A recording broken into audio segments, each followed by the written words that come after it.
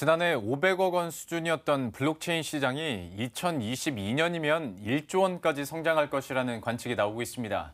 이 연관된 시장까지 고려하면 규모는 더욱 커질 전망인데요. 이에 발맞춰서 통신업계도 블록체인 사업에 본격적으로 뛰어들면서 새로운 먹거리 찾기에 나섰습니다. 각자 어떤 사업을 추진하고 있는지 또 강점은 무엇인지 자세한 이야기 정보과학부의 박수영 기자와 함께 나누도록 하겠습니다. 한번 KT 얘기부터 해볼까요? 근데 이게 사실 상상이 잘 안 가거든요. 일반 통신망하고 블록체인 어떻게 결합을 한다는 건지 먼저 좀 설명을 해주셔야 될 것 같아요. 네, KT가 세계 최초로 통신망에 블록체인을 결합했다고 해서 굉장히 큰 화제를 모았는데요. 먼저 좀 퍼블릭과 프라이빗 블록체인의 개념에 대해서 설명을 드려야 할 것 같습니다. 누구나 참여하고 또 원장이 투명하게 공개되는 퍼블릭 블록체인의 경우 신뢰도는 높지만 처리 속도가 느리고 또 많은 사람들이 대규모로 접속을 하기 때문에 용량에 제한이 있을 수밖에 없었습니다. 반대로 프라이빗 블록체인은 특정 기업이나 단체 내에서 사용이 되기 때문에 속도나 용량 면에서 성능이 우수하지만 말 그대로 프라이빗한 공간이기 때문에 신뢰성이 낮은 게 단점이었죠.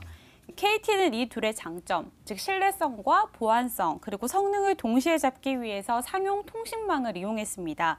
집집마다 KT의 초고속 인터넷이 깔려 있잖아요. 네. 이제 그 초고속 통신망에 블록체인을 결합한 노드를 구축하는 방식인데요. 네트워크 인프라에 블록체인을 더 씌웠다고 보시면 될 것 같습니다. 이렇게 되면은 초고속 통신망을 이용하기 때문에 성능이 우수할 뿐만 아니라 데이터가 오가는 통로 자체를 모두 블록체인화했다고 보시면 될 것 같습니다. 아무래도 가장 눈에 띄는 변화는 속도일 텐데요. 블록체인의 혁신성에도 불구하고 지금까지 도입이 늦어지고 있는 것은 이 속도 문제를 해결하지 못했기 때문입니다. 현재 KT 블록체인의 성능은 2500TPS지만 올해 말까지 1만 TPS를 구현하겠다고 밝혔는데요. 그리고 2019년 말까지는 단계적으로 10만 TPS를 달성할 것으로 보는데 이 정도면 은행에서 상용화 서비스를 하는데 문제가 없는 수준이라고 합니다.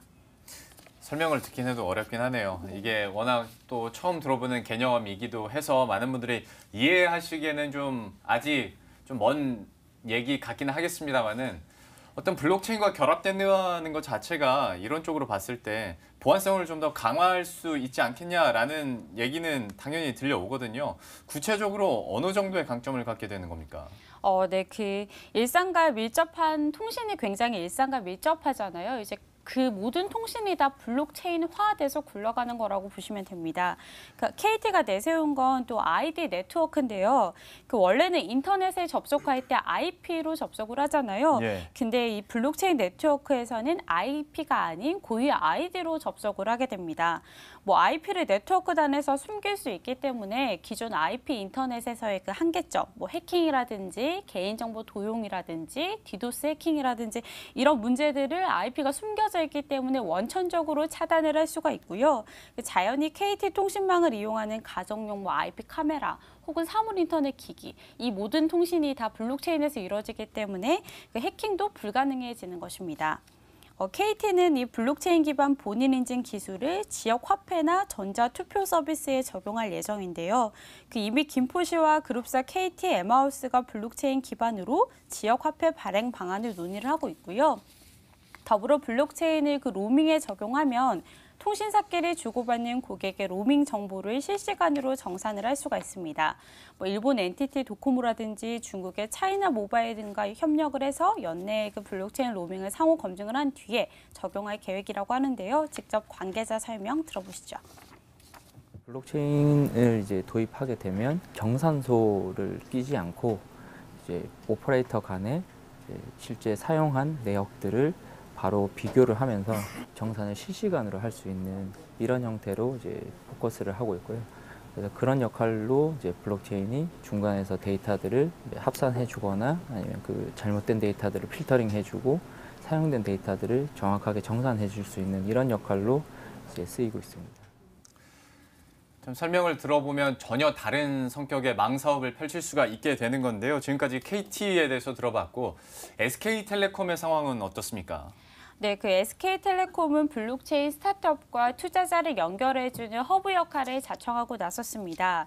암호화폐 공개 ICO라고 하죠. 이 ICO를 추진하는 스타트업에게 일정 수수료를 받고 행정 지원이나 백서 발간이나 컨설팅 등의 업무를 지원하는 프로그램인데요.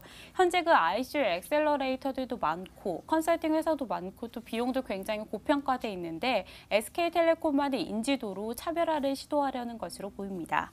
더불어 블록체인을 활용한 거래 서비스를 제공할 계획입니다. 그 인터넷에서는 전문가의 평가가 그 거래 가격을 좌우하는 고가의 부동산이라든지 다이아몬드라든지 원자재 같은 경우는 거의 거래가 되고 있지 않잖아요. 예. 바로 그 이유는 신뢰성이 낮기 때문인데요.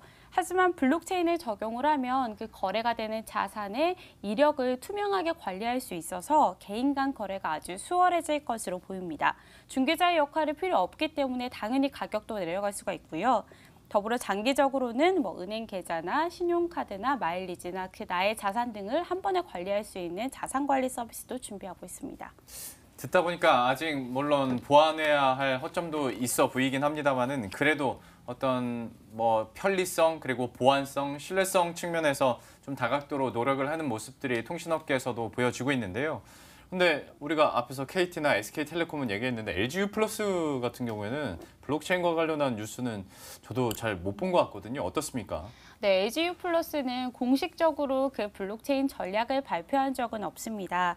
하지만 다만 계열사인 그 SI 기업인 LG CNS가 블록체인 B2B 사업을 활발히 전개하고 있으니까요. 아마 이 CNS와 연결을 해서 인증 사업을 진행하지 않을까 하는 구상을 하고 있는 것으로 보입니다. 더불어 그 중소기업 서트온이 있는데 이제 여기서 블록체인 기반 의료제 증명 서비스를 위한 컨소시엄을 LGU 플러스랑 같이 구성을 하고 그 기술 개념 증명에 들어갔습니다. 기존 의료제 증명 서류는 민감 정보가 담겨 있기 때문에 저희가 병원에 직접 가서 떼야 한다든지 병원에 있는 키오스크를 활용해야 했는데요. 만약에 위변조될 경우에는 개인의 생명까지도 위험해질 수 있고 또 보험회사에 제출하는 서류이기 때문에 굉장히 조심스럽게 다뤄줘야 하는 부분이었습니다. 예. 하지만 이를 블록체인화한다면 의료나 처방 과정 등을 투명하게 관리를 할 수가 있고요. 종이 문서가 아닌 전자문서로 편리하게 보관할 수 있습니다. 참 이렇게 소개를 해준 것처럼 이통사와 또 블록체인 간의 시너지도 한번 기대를 해보도록 하겠습니다. 박소영 기자와 함께했습니다. 고맙습니다.